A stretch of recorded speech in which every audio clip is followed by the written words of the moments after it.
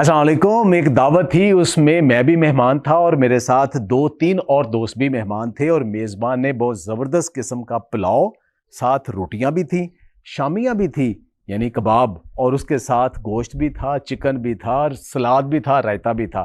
लवाजमात थे। तो क्या शुरू करें? तो मुझे कहा जी शुरू करें। तो मैंने अपने दोस्तों का जी बिस्मिल्लाह शुरू करें जी। चावल की मैंने जो ट्रे थी आगे बढ़ाई। एक ने कहा जी कि मुझे मोटापा और शुगर थोड़ी सी मुझे ख़तरा है, इसलिए मैं चावल नहीं खाता। तो उसने रोटी, थोड़ा सालन डाला और रोटी खाना शुरू हो गया, साथ थोड़ा सा उसने सैलड लिया। दूसरे साहब कहने लगे जी मुझे रेशा करता है, मैं बाद में थोड़े से चावल लूँगा, अभी मैं भी रोटी खाऊंगा। वो भी रोटी खाना शुरू हो गए। मैंने उसी खाने को कैसे हेल्दी बना लिया और मैंने रोटी की बजाय चावल क्यों खाए, मैं आहिस्ता आहिस्ता आपको एक्सप्लेन करता हूँ।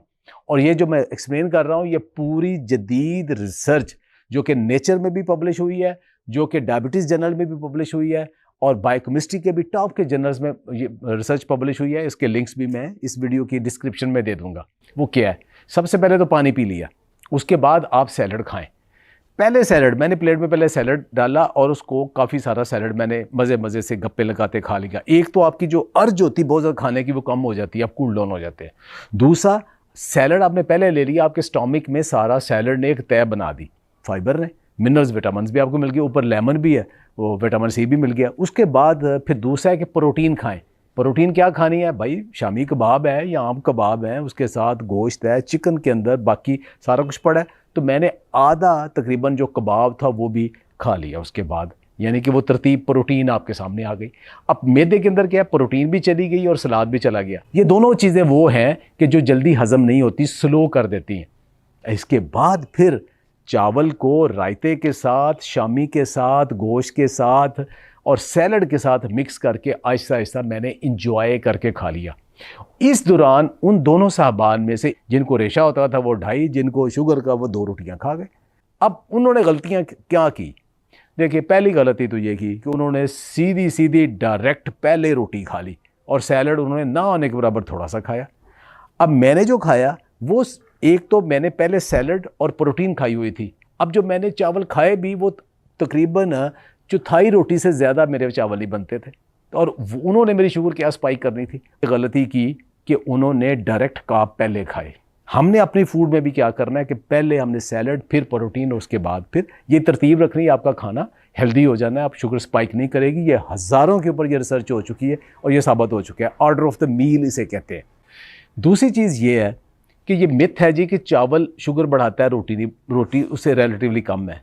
अगर तो सफ़ेद चावल है वो वाकई ज़्यादा है। अगर आप कीटो डाइट कर रहे हैं ना तो ज़रूर करें। कितनी दिन कर लेंगे? 15 दिन, 1 माह, 2 माह कर लें। आप एक दफ़ा अपनी शुगर को नीचे ले आएँ, उसके बाद तो आपने फिर यही कुछ खाना है ना। ये उनके लिए भी, जो कीटो कर रहे हैं उनके लिए यही उनके लिए इंस्ट्रक्शंस हैं। तो क्या है कि जो कीटो जब तक कर रहे हैं तब तक तो रोटी और चावल दोनों नहीं खा सकते आप, किनवा थोड़ा बहुत खा सकते हैं। एक तो ये उनके लिए तो ये बात ही अलग हो गई। अब ये है कि रोटी और चावल में फ़र्क क्या है? तो दोनों का ग्लाइसेमिक इंडेक्स तो बहुत ज़्यादा है, कार्ब तकरीबन बराबर है, तो शुगर तो तकरीबन दोनों एक जैसी करेंगे। लिहाजा ये कंसेप्ट गलत है कि चावल ज़्यादा करेगा रोटी कम करेगा, ये बिल्कुल गलत कंसेप्ट है। लेकिन जब चावल सफ़ेद है वो तकरीबन रोटी के बराबर है। लेकिन जब चावल आपने पुलाव बनाया है तो पुलाव में आपने क्या किया है कि उसमें पहले भाई लहसुन, अदरक, प्याज वो सारे आपने घी के अंदर, ऑयल के अंदर आपने फ्राई किए। फिर आपने चिकन की यखनी बनाई ढेर सारे मसाले डाल के। कौन से मसाले? अब आप देख लें कि बहुत सारे मसाले ऐसे हैं कि जो अमाइलेज एक्टिविटी, अमाइलेज क्या होता है? स्टार्च मॉलिक्यूल को तोड़ना, यानी कि जो आप रोटी चावल खाते हो उसको तोड़ के शुगर में बनाना, उसको स्लो डाउन कर देता है, अमाइलेज एक्टिविटी कम कर देता है। कौन कौन से? अदरक भी, लहसुन भी, दालचीनी भी, ये सारे आपने मसाले डाले हैं ना। तो फिर इन मसाले के अंदर चिकन डाल के या गोश्त डाल के उसकी यखनी बनाई। यखनी के अंदर क्या है? प्रोटीन आ गई, कोलाजन आ गया, हड्डियों से भी निकल के वो उसके अंदर आ गया। उसके अलावा फिर मिनरल्स, विटामिन और हेल्दी जो फैट्स हैं वो भी यखनी के अंदर आ गए। उस यखनी के अंदर अब आपने चावल पकाए, तो चावल तो एक बहुत सेहतमंद वो चीज़ हो गई। लेकिन एक लिमिटेड क्वांटिटी में अगर आप खाएं, सफ़ेद चावल से 1000 दर्जे बेहतर हो गए। जो दूसरा घी के अंदर आ गया ना, तो अगर इस तरह रोटी में भी, रोटी के मुकाबले में पराठा स्लो हज़म होता है, इतनी जल्दी शुगर स्पाइक नहीं करता। इसी तरह सफ़ेद चावल के मुकाबले में भी जो पुलाव है वो भी स्लो डाइजेस्ट होगा क्योंकि उसके अंदर घी है। तो अब एक तो गलत है कि शुगर जो है ना वो चावल से बढ़नी है, रोटी से नहीं बढ़नी। कंप्लीटली ये मिथ है, गलत है। ये मैंने जो आपको बताया ये order of the meal research base साबित है। अगली बात कि अगर मुझे ये कंपेयर करना हो कि रोटी और चावल में से क्या खाना है, मैं चावल प्रेफर करूँगा। क्यों? चावल के अंदर ग्लूटन नहीं है, रोटी के अंदर तो ग्लूटन है। या तो मल्टीग्रेन की ग्लूटन फ्री आटे की हो ना रोटी, ये तो है गंदम की, तो गंदम और जौ दोनों के अंदर ग्लूटन होता है। तो ग्लूटन क्या नुकसान करता है? तो ना सीलिक पेशेंट, उनको तो ऑटो इम्यून सिस्टम ही उनका तबाह हो जाता है ना, वो तो खा ही नहीं सकते गंदम। लेकिन ज़्यादातर लोग जिनको आजकल दफ्तरों में बैठ के काम करते हैं, सारा दिन मोबाइल पे कंप्यूटर पे बैठा रहते हैं, एक्टिविटी कम है, स्ट्रेस वाला काम ज़्यादा है, उन लोगों को तकरीबन सबको IBS का प्रॉब्लम है, उनकी गट हेल्थ पुअर है। तो ग्लूटेन एक तो गट को वीक करता है, दूसरा IBS को ट्रिगर करता है। क्यों? कि जैसे इसके अंदर ग्लूटेन है ना, तो ग्लूटेन जैसे आप देखें रोटी जोड़ देता है, बाजरे की या मकई की चावल की रोटी वैसे नहीं जुड़ती जैसे गंदम की जुड़ती, क्योंकि इसके अंदर ग्लूटेन है। तो ग्लूटेन जब आप खाते हैं तो वो आंतरियों के अंदर भी जुड़ जाती है, जल्दी खलासी नहीं करती, और वो सारा दिन अर्ज रहती है कि दोबारा एक दफ़ा वॉशरूम जाके फिर दोबारा वॉशरूम जाना है। ये सारे पढ़े लिखों को आजकल अक्सरियत को हो रहा है। तो वो गंदम जब छोड़ेंगे, वीट छोड़ेंगे, तो उनकी ये जो बीमारी है IBS और इसके रिलेटेड जो बाकी गट हेल्थ और लीकी गट और बाकी वो सारे इंप्रूव करना शुरू हो जाएंगे। तो मैं प्रेफर करूँगा, अगर मुझे रोटी और चावल में प्रेफर करना पड़े, मैं वो करूँगा।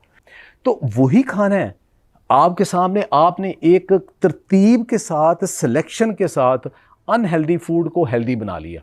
तो मैंने आपके सामने एक एनालिसिस पेश कर दी है कि रोटी और चावल कितना कैसे खाना है। अब आप कहेंगे कि क्या हम रोटी खाएं ना चावल खाएं? नहीं। अगर आपको ग्लूटेन सेंसिटिविटी नहीं है तो आप रोटी भी इसी तरह खाएं, ऑर्डर ऑफ मील और पोर्शन कंट्रोल से। एक तो कोशिश करें कि गंदम की बजाय मल्टीग्रेन आटे की खाएं, दूसरा ये करें शुगर है तो लो शुगर आटे की रोटी खाएं, portion control, order of the meal, तो फिर रोटी भी आपको वैसे तंग नहीं करेगी। खुश रहें, आबाद रहें। बहुत बहुत शुक्रिया।